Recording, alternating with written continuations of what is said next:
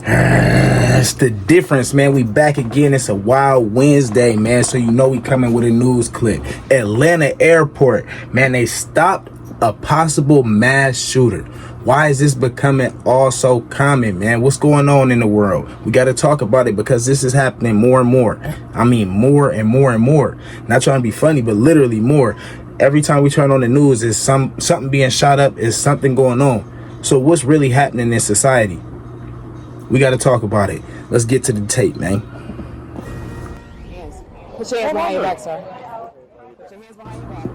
But he said, what did I do? So police in Georgia say a tragedy. What did I do? What did I do? Something and What you mean, what did I do? To police. Authorities arresting a convicted felon at the Atlanta airport yesterday morning after his family called the cops to say he was allegedly his own family called the cops. A mass shooting. Now get this. Now the family turned him in. Madison Scarpino live in Atlanta with how this all went down. Good morning, Bill. Police say that the suspect was streaming on social media, making threats, saying he was on his way to go shoot up the Atlanta airport, and he was also armed with an assault rifle. Well, as you mentioned, the family then notified police, who were then on the lookout for this man, and thankfully they grabbed him before anything could happen. So this is police detaining 49-year-old Billy Cagle, who they say is a convicted felon with mental health problems.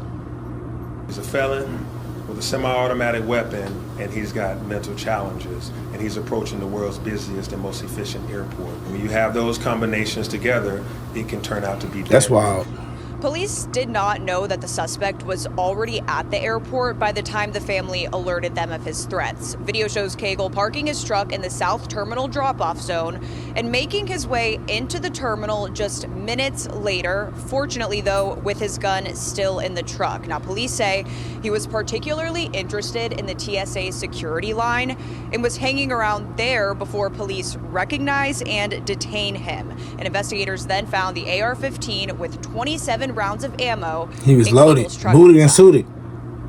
I do believe that Mr. Cagle was headed back to his truck to retrieve it, and I do believe he was likely to use that weapon inside the crowded terminal that he had just seen.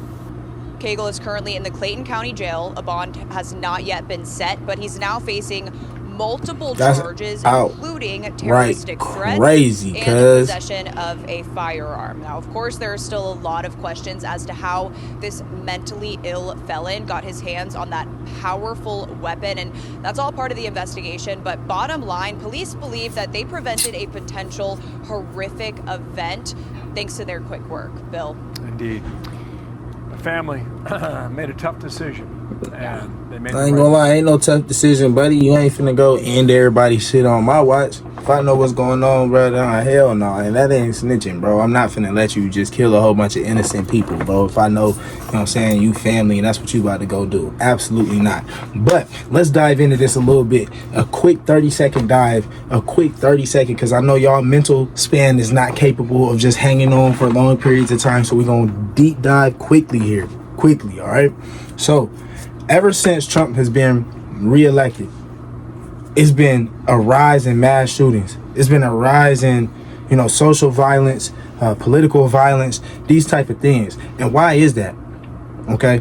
Because when the Dems won, when the Democrats won, it wasn't a rise in public animosity. It wasn't a rise in, you know, people from the right going to kill people from the left, or, you know, people that were against leftist views or more liberal views going to harm them.